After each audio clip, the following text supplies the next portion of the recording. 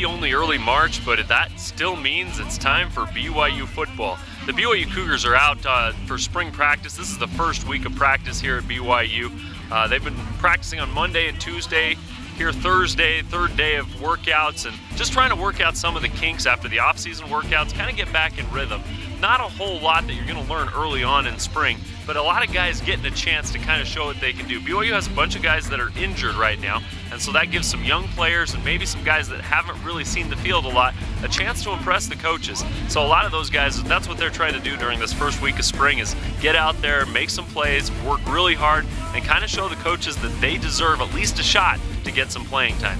We're still quite a few months away from the opening of the 2012 football season, but it's great to see the football players out on the field once again practicing and getting ready for the fall.